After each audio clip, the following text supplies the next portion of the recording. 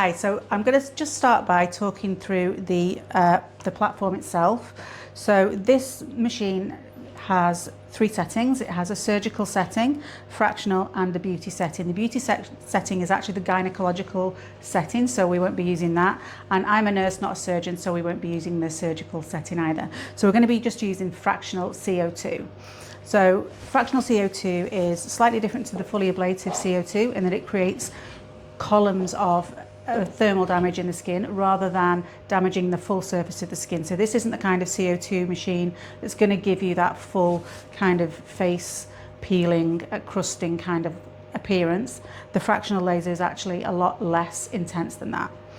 So the first thing we're going to do is select fractional on our screen. And then we've got various different parameters. So power is obviously straightforward. That is the intensity of the laser itself. The duration is the amount of time that the laser is penetrating the skin. So we have an overlap as well, which is around about the distance between the timing between each shot. We have the physical distance between each shot as well. And then we have repeat. So that means it will keep firing the shots or not. So if you just want to do a single shot, we keep the repeat off. You've got different shapes as well. So you've got triangular shape. So when you use your CO2 laser, you can have squares, triangles or circles, and sometimes just changing the shape, as you can see there, it just helps you to get into certain areas. So for example, the triangle can help you get into closer to the eye or in the corner of the nose, etc. This bit here is really simply just the brightness of the light on the actual machine. So when you put the laser onto the skin, as you can see, it's just the brightness of that image. You can have preset programs on here. So if there are certain settings or parameters that you use on a regular basis, you can set them in your memory so it's ready to go. And that is basically it. We've got a card here which tells us about the different programs that we're going to use, or the recommended settings, as recommended parameters.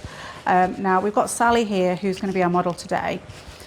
We've had a little chat about what she's expecting, whether she wants just a really light treatment or whether she wants something a little bit more intense. She's after something a little bit deeper, so we're going to go with the skin resurfacing setting. So you can see here, each one of these tells us the energy, the duration and the overlap, the distance between each dot, and how many passes we should do. Okay, and then it also tells us the interval between the treatments. So Sally she's had a cleanse of her skin, she's had numbing cream on for half an hour, and then we've just disinfected the skin, so she's absolutely ready to go. So I'm just going to change the settings on the machine. We've got the energy, which is basically the power here, and we're going to take that to 15. The duration is 1.1 to 1.3, so we're just going to stick to 1.1. Overlap is 1, which I'm going to leave on. The distance is 0.8 to 1.2. It's currently on 1, so we'll leave it there. And I'm going to leave the repeat off because I only want to do one pass over the skin. And that's ready to go. I'm going to put it on a square shape for now. And you can actually change the size of these as well. Sorry, that's the duration. Apologies. You can change the size of this. You see, you can make it more of a rectangle by using this. Or you can make it more square. I quite like a rectangle, don't know why, it's just I feel like you can get into more places with that. So it's ready to go, so all we're going to do is press standby, and then we get the ready lighting up, and then it's ready to go. So I'm going to stand behind. Sally's already got her goggles on. Everyone in the room needs to have protective eyewear on. I'm going to put my gloves on and my glasses on, and we're all good to go. It's operated by foot pedal, by the way, so the foot pedal is already here for me.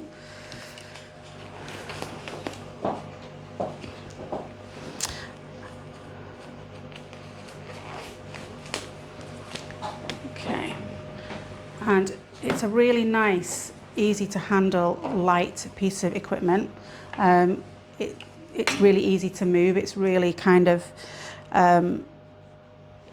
there's no, some CO2 machines don't have the same ability to sort of turn like this one. It turns in like 360 degrees, which is really helpful. And it's very, very light.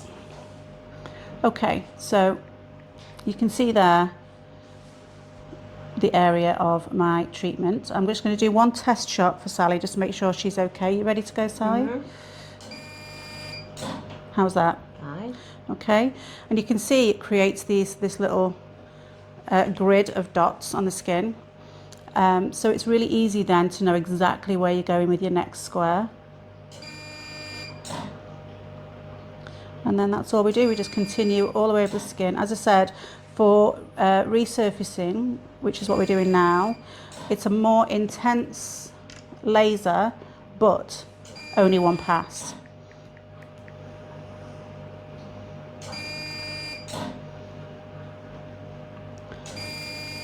So we're going to go all over the face with this.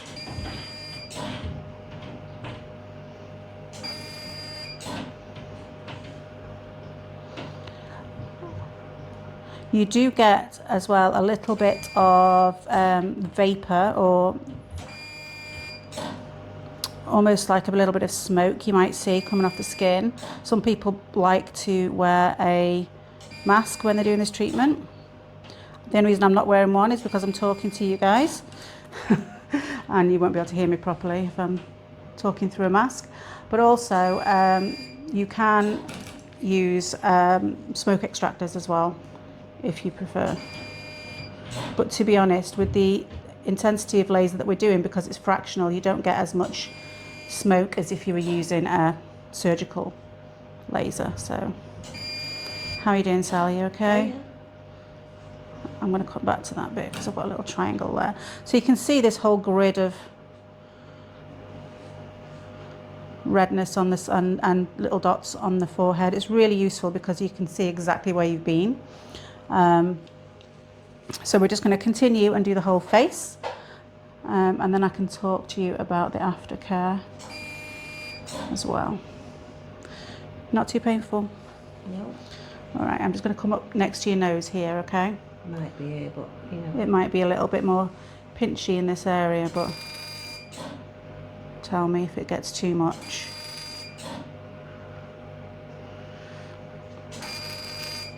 So the reason we've gone for the resurfacing setting is because she feels like she's got some areas of uneven skin texture and uneven skin tone.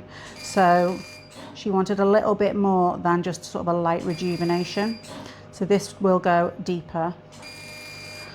And the downtime will probably be somewhere in the region of 3 to 5 days. So what she'll get is this white appearance today, which will turn to red and sometimes sort of almost like a brownish crusting on the skin. But we're going to give her some aftercare cream to take away so that she can manage that appropriately. Most importantly, SPF, factor 50 SPF on the skin for at least a week, if not forever. I always say forever because yeah, she's switched on. She knows exactly what she's doing. So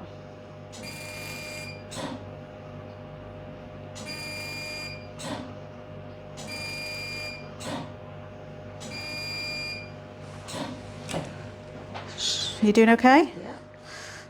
She's doing better than me. I've got a cramp in my foot right now. Swapping feet over. Okay, so I'm just going to lift this elastic away just to do one there.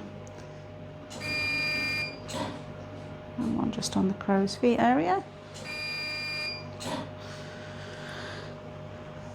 Looking good, and that way.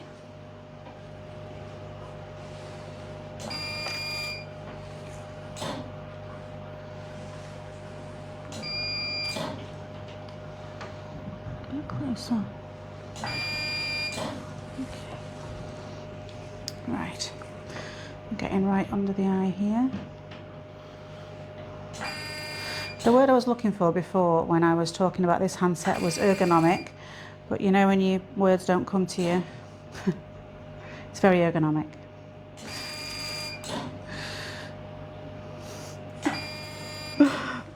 Honestly, some days.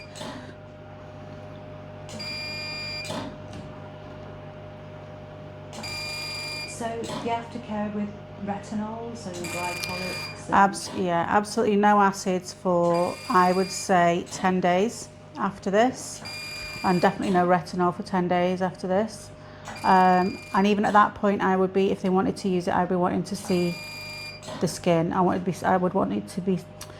wanting to see a picture of the skin and make sure it is, you know, healed. We want the skin, although this is fractional, so it's not fully vaporizing the full surface of the skin, you will find that it is obviously compromising the skin's natural barrier quite significantly, because it's making all of these thermal injuries to the skin. So the barrier is definitely damaged intentionally. So I would say at least 10 days, if not longer. And definitely SPF for a very long time. And what about sort of moving forward, washing your face, and how long would you leave it after the treatment? So after the treatment, the skin will feel really hot and uncomfortable. So if people want to spritz their face with cool water, they can do that straight away. There's no problem with that at all. I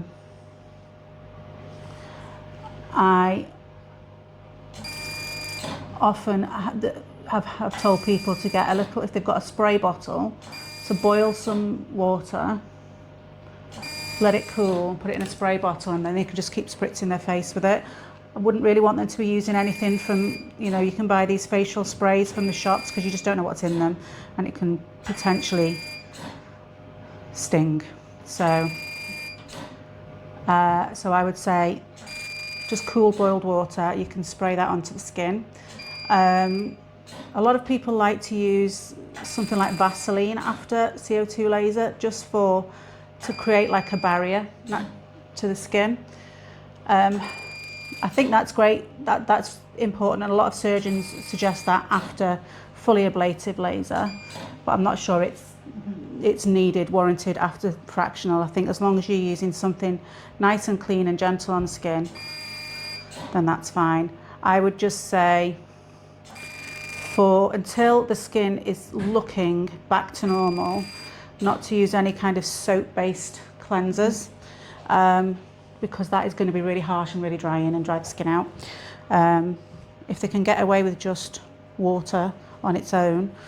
Or another good thing is you can buy some of the emollients that you can buy over the counter, so things like Cetraben, Dermacol, things like that. You can just buy them in Boots. It's actually an emollient for holding the moisture in the skin, but you can use it as a cleanser as well. So you can use it as almost in place of soap. You'll notice here as well, she has a nose ring which we've taped up just so that we don't go anywhere near it and it doesn't heat up with the laser. So last shot now, my love. So we've managed to go up the nose. In fact, I lied, and then I'm just going to do one more. What I'm going to do is just switch to a triangle. That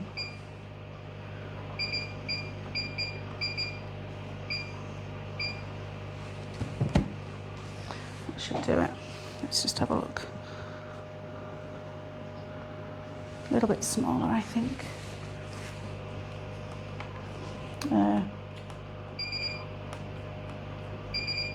It's going up, isn't it? Not down. Looking at the screen upside down. Okay.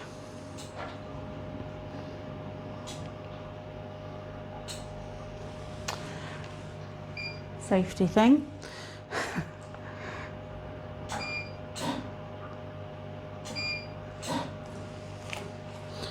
And then there was a little bit over here that I've missed as well.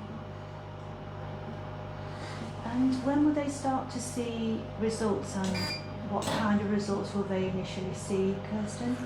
So the first thing they'll notice is tightening of the skin. The skin will definitely feel tighter almost instantly, and that will continue. So the results continue to improve for anything up to 12 weeks after CO2, because that's how long it takes for new collagen to be produced. So you obviously get tightening because of the heat in the skin.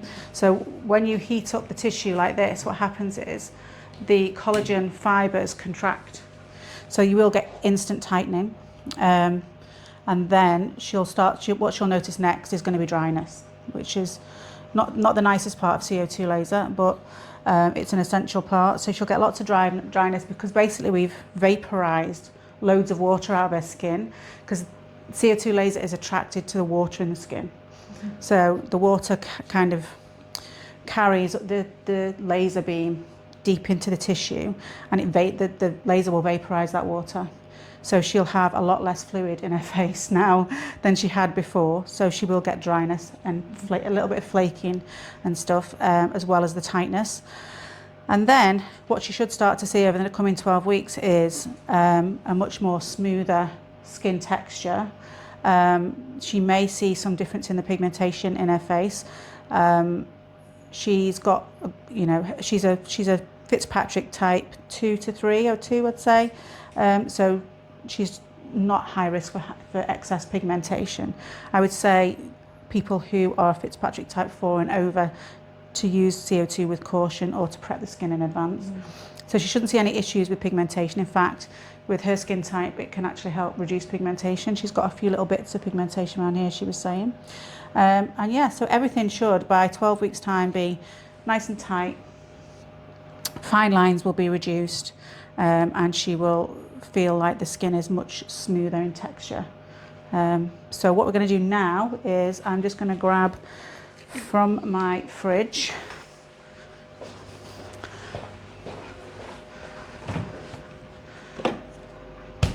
my little magic little mask.